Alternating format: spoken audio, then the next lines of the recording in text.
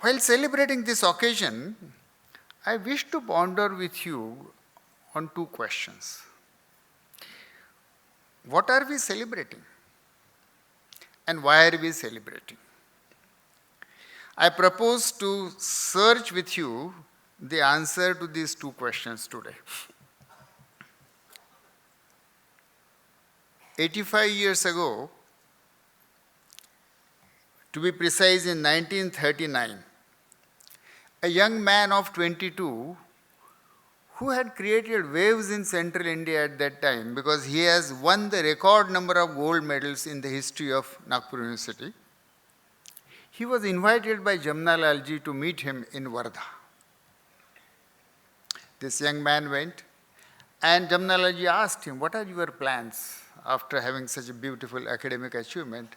And like any other young man in those days, he said that I'm thinking of going to the UK for studying and passing the ICS examination, equivalent of IAS today. At that time it was ICS. So I want to go and do ICS. Jamnalal ji wanted him to come and join as a professor in the new nationalist college which he was starting in Wardha.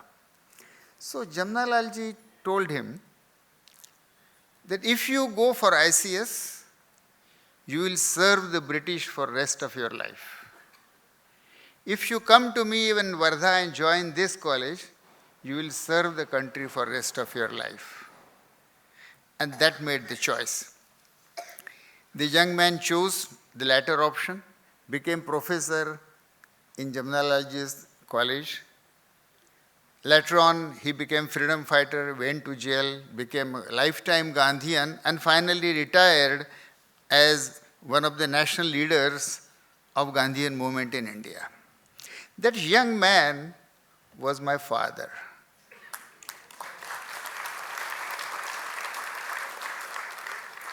Late Thakur Das Bang. And so, this personally connects me. If this episode had not happened, I wouldn't have happened and I wouldn't have been here today. So my life is in a way, indirectly, very intricately linked with the influence of Jamnalal ji.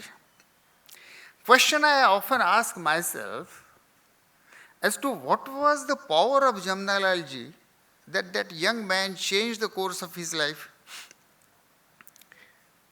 The power came from Jamnalal ji because he lived what he advised. The power of Jamnalal ji which he exerted in my father came because he had lived it for the past 20 years. And hence the impact. To understand that power, I'll have to take you to Wardha of nearly 85 years earlier. Wardha was a small district town in the central part of India. During 1930s and 40s, Wardha had become an unofficial capital of nationalist movement of India because Mahatma ji lived there. Letters from abroad, sometimes addressed as to the uncrowned Emperor of India. These letters were not delivered by the British post to the Viceroy of India, but they were delivered to the Mahatma Gandhi in Sevagram. And so such was Wardha at that time. And the man who was instrumental in bringing Mahatma Gandhi to Wardha and become his host and host of several of his activities was Jamnalal Bajaj. Today we know the name Bajaj for the several very successful business activities that the family does. And the family well deserves it.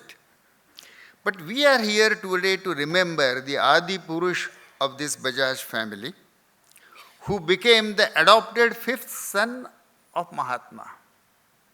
When at the young age, Jamnalal ji made this request, and with a little digression I must tell you, it's quite possible that Jamnalal ji had a deep feeling of an abandoned child.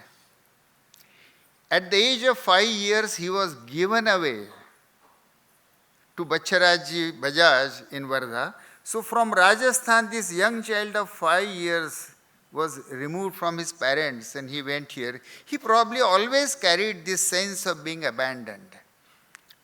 And so, when he requested Mahatma Gandhi that Bapu adopt me as your fifth son, Gandhiji accepted his request, but at the same time he said, in accepting this relationship, father and son, I am the receiver and you will be the giver.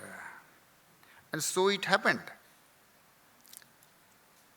For the next 22 years, till Jamnalalji's death in 1942, he carried the burden of becoming the host and the financer of Mahatma Gandhi's innumerable activities, accepting the risk of the wrath of British Empire, being jailed 5 times in the freedom movement, staking his business for supporting the freedom movement. He truly became the Bhamashaha of the freedom movement. Those of you who would know, Bhamashaha gave all his wealth to Rana Pratap in his fight. But here Jamnalalji similarly gave all his wealth. He probably was the only industrialist in India who sided and completely devoted his life, his talent, his money, his business and his family in the service of India and that of Mahatma. There is no other such example. Jamnalal Bajaj, he not only gave his wealth,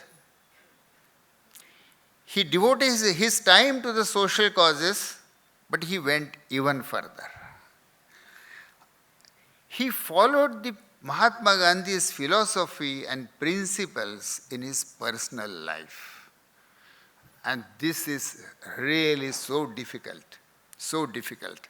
The Rai Bahadur of 1918 gave up the rich living, started living like an ascetic, spinning charkha, weaving khadi and doing go seva. He had a Ford motor car. But to make it more relevant to the rural area, he turned that Ford car, he took the body of the Ford car but removed the engine and put 2 bullocks there.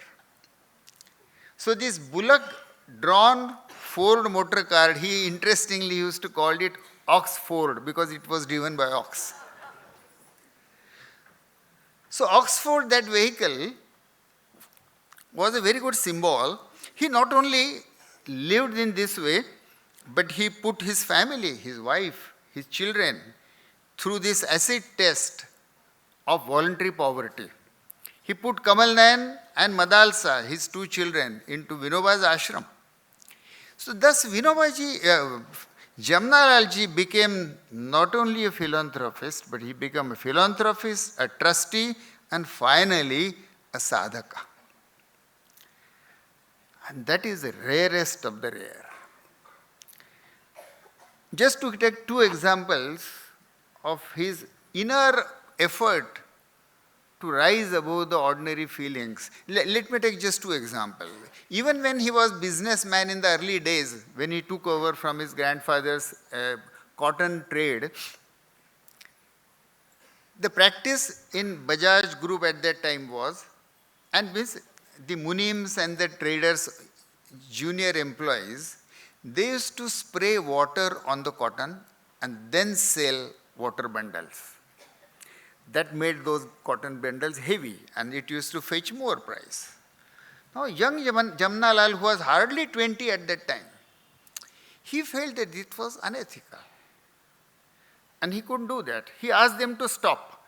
No, they thought that this young boy is foolish, he doesn't understand business, doesn't understand profit. They tried to convince him that everybody does this same way. Our competitors also do this. So if we don't add water to the cotton, we will be the loser. Our margin will be less. Jamnalalji said, so be it. Doesn't matter. And so he stopped spraying water on the cotton bundles that they sold.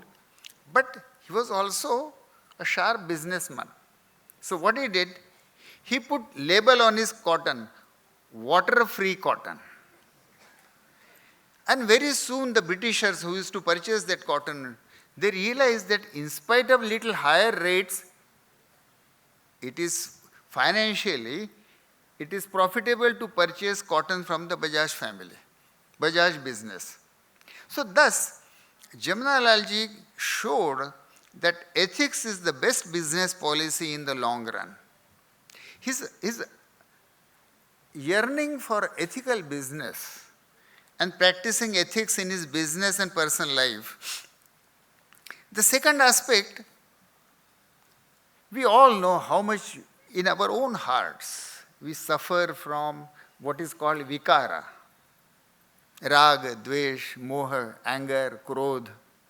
All of us, 24 hours, these are the going on things in our heart. Now, a sadhaka, especially one who is following Mahatma Gandhi and Ekadash Vrata, naturally wanted to rise. Where had he reached? There is one very beautiful instance. Harkishan Bajaj was Jamnalal's cousin. But unfortunately, he had harassed Jamnalal ji for 6 years by filing civil suits against him. When Harkishan Das ji was on his deathbed, Jamnalal ji went to see him. And he asked him, "Is there anything I can do for you?" So Harkishan said that, "I have written a book to defame you, but I don't have money to publish it. Give me money so I want to publish it before I die." And Jamnalal ji gave him that money. Now to rise above these kind of personal petty feelings was the another aspect. And thus Jamnalal ji went beyond the buffets and gates, nearly 80 years ahead of them. It's my belief that Jamnalal ji shows the direction, the horizon to today's philanthropist and industrialist at which way to go and how much to go. And why only to them? To all of us. All of us are limited by our personal petty feelings, aspirations, our drives, our competition, our attachment to money, or if not money, to fame or something else. He actually showed us, and he tells us to become the trustee of the most important wealth that all of us have, that is our own life. We should become trustees of our life and use it for the social causes, to give not only the wealth and time for social causes, but also to give up our greed, our anger, our jealousies, and become better human beings. By honoring today's awardees, what are we celebrating? In addition to Jamnalal ji's 2 roles, being a freedom fighter of national eminence and the role model trustee of his wealth, there is a third aspect to his life and his work. Gandhiji had nominated Jawaharlal Nehru as his political heir, Vinobaji as his spiritual heir. Jamnalal ji carried the legacy of Gandhi's another non-political work, which was called in those times the constructive work. Constructive work was removing poverty, unemployment, lack of sanitation, inequality, untouchability, alcohol, ignorance, discrimination from rural India. Mahatma ji gave enormous importance to this constructive work. These were his means of parallel politics. To the extent he said that the culmination of all constructive programs, he had nearly 18 constructive programs. Today we might call them development and social reforms. But he said that the culmination of the constructive programs will be Purna Swaraj. So not only freedom from the British, but freedom from all the several maladies that are present in Indian society and villages. So while Gandhiji had adopted Jamnalal as his 5th son, his son became the adopted father of Mahatma Gandhi's constructive programs. Mahatma imagined, planned, and Jamnalal ji executed and nurtured a series of constructive programs. The Trioka of Mahatma, Vinobaji and Jamnalalji had created a new world, almost an alternative society, a new social order in and around Wardha. It was a world of alternative social and economic order. It was in this world of Wardha that I was born, brought up, educated, in Gandhiji's own school, walked with Vinobaji holding his hands in Bhudan movement, and the three ashrams where I lived and studied during my childhood were all located on the land donated by Jamnalalji and built by Jamnalalji. In the atmosphere where I grew up in Wardha, these constructive programs helped the poor and the needy at the material plane. For example, Khadi. Khadi was Mahatma Gandhi's probably the foremost constructive program. And even today, 75 years later, Khadi provides employment to 5 lakh spinners and weavers.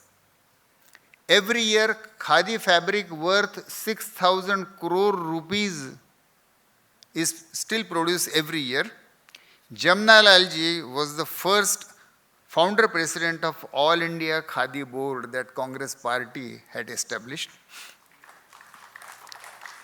He, his wife, his children, all did spinning and they all wore khadi.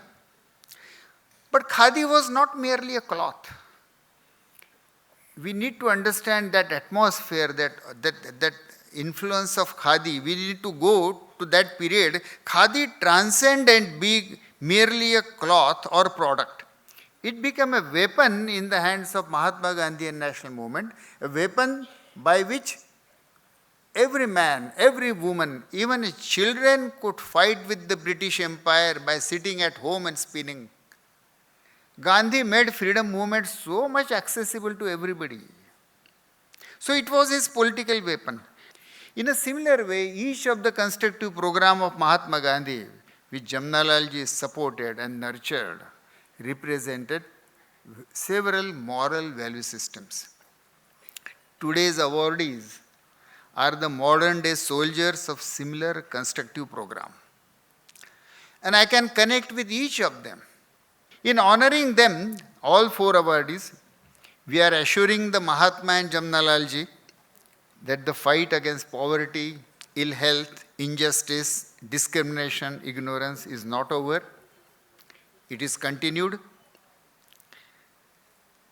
Today, for all of us, for the Jamnalal Bajaj Foundation and for all of us, it is day to remember and celebrate the life of Jamnalalji and to connect with his modern day successors, the biological heirs, the philanthropical successors, and to the successors of his constructive work.